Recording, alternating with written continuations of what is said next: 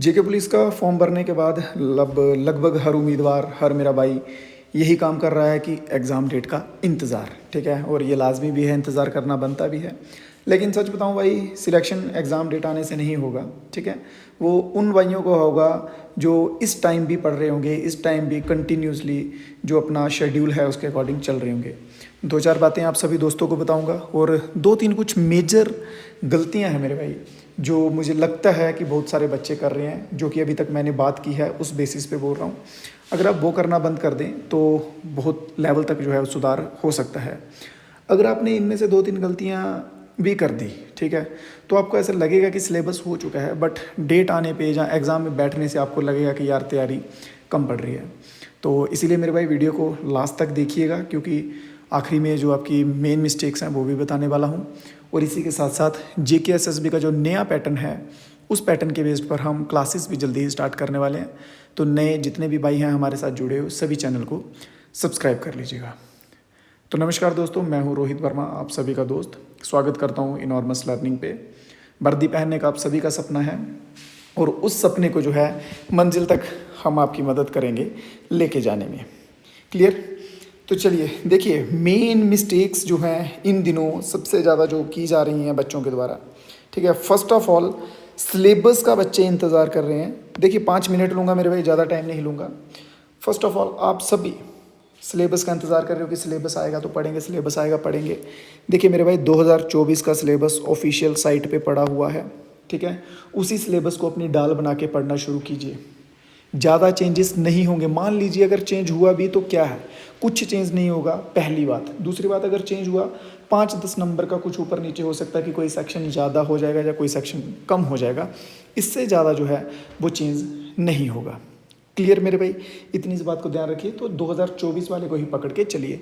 जेके SSB ने pattern जो है वो चेंज किया है, क्वेश्चंस जो हैं वो स्टेटमेंट वाइज ला दिए हैं, ठीक है, एलिमिनेट वाले ला दिए हैं। तो उन चीज़ों को हम करवाएंगे, बहुत अच्छे से करवाएंगे क्लासेस में। तो जो भाई भी करना चाहते हैं वो हमारे साथ जुड़ जाइएगा, ठीक है, तो पढ़ते रहिएगा। दूसरी जो है वो है कि सिर्फ एक ही सब्जेक्ट को पढ़ना, ठीक है। बहुत सारे भाई क्या करते हैं, मान लीजिए किसी भाई को जीके अच्छी लगती है तो वो क्या करता है कि मन की संतुष्टि के लिए, देखिए आप खुद से पूछ के देखिए ये बात कि आप ऐसा करते हैं कि नहीं, वो अपनी मन की संतुष्टि के लिए सिर्फ जीके ही पढ़ता जाएगा, जो कि सबसे बड़ी गलती है। जीके वेटेज रखेगी बट इतना भी नहीं कि maths, reasoning, computer, English in सब की भी भरपाई कर दे। क्लियर? तो इसके साथ साथ हमें मैथ, रीजनिंग, इंग्लिश, कंप्यूटर इन सब्जेक्ट्स को भी बैलेंस बना के साथ में लेकर जाना पड़ेगा। इसके सिवा किसी भाई का कोई डाउट हो, कोई क्वेरी हो, कुछ चीज़ समझ ना आए, ठीक है, जहाँ कोई भी डाउट हो तो वो आप कमेंट बॉक्स में बता सकते हैं, अपनी राय जो है आप कमेंट बॉक्स में दे सकते हैं। तो रोज़ थोड़ा थोड़ा हर सब्जेक्ट को पढ़िए। इससे क्या होगा कि एग्ज़ाम के समय कोई भी सिलेक्शन, आपको जितने भी सेक्शंस हैं, 4-5 सेक्शन आएंगे, वो आपको वीक नहीं लगेगा, ठीक है। तो ये चीज़ जो है वो ध्यान में रखिए।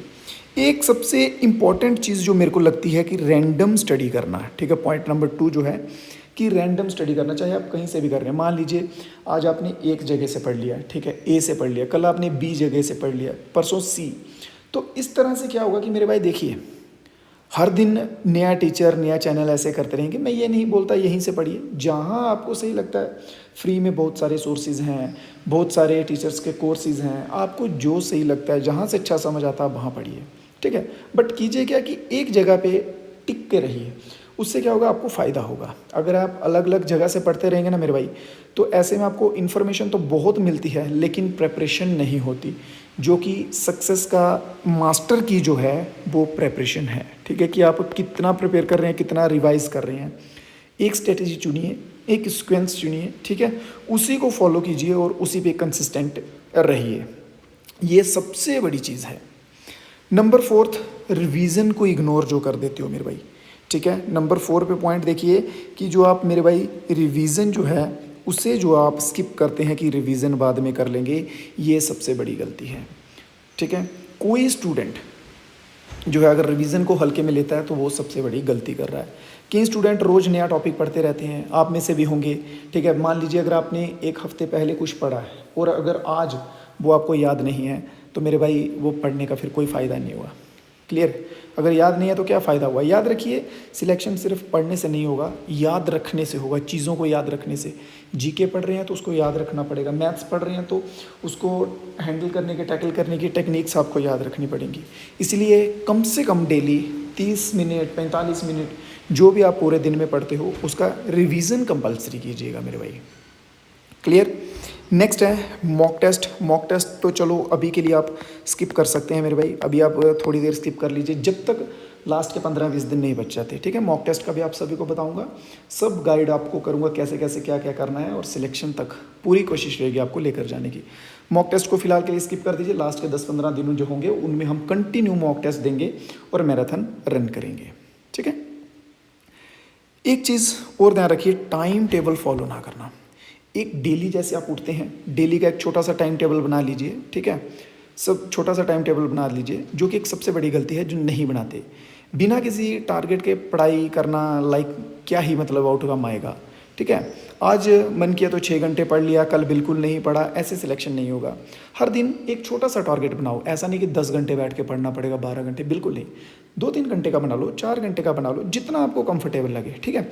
ऐसे भी नहीं तो चलिए ऐसे बना लीजिए कि जीके के 20 क्वेश्चन करूँगा आज, मैथ्स के 15 करूँगा किसी टॉपिक के, रीजनिंग के भी 15 करूँगा, ठीक है? कंप्यूटर के 10 कर लूँगा, और लास्ट में आधा घंटा उन सभी को रिवाइज करूँगा। इस तरह से कर लीजिए। क्लियर? तो मतलब ये है कि जो 3-4 आपको मेन मिस्टेक्स बताई हैं, ठीक है, जैसे कि सिलेबस के चक्कर में जो पढ़े हुए हैं, रैंडम कहीं से भी पढ़ ले रहे हैं, ठीक है, रिवीजन नहीं कर रहे, सबसे इम्पॉर्टेंट ये 2-3 गलतियां मेन मेरे भाई, इन पे इम्प्रूवमेंट कीजिए, डेफिनेटली बहुत इम्प्रूवमेंट आ जाएगा आपके स्ट्रेटजी में, स्टडी में। Clear? First of all syllabus, second study plan बनाइए, प्रैक्टिस कीजिए, मॉक टेस्ट फाइनल देंगे लास्ट के दिनों में, लास्ट के 15-20 दिन जब बचे होंगे तब देंगे, ठीक है? तो उसके बाद आपका जो मेन गोल है सिलेक्शन, वो आपको मिलेगा और 100% मिलेगा। क्लियर? ये जैसे आपको मैंने एक्शन प्लान बताया कि थोड़ा थोड़ा करके सब्जेक्ट्स जो हैं वो पढ़ते रहिए, चाहे बिल्कुल थोड़ा पढ़िए, 20-20 मिनट पढ़िए, पर पढ़ते रहिए, कंटिन्यू पढ़िए, और एक ही जगह पे फोकस जो है वो मत करिएगा मेरे भाई।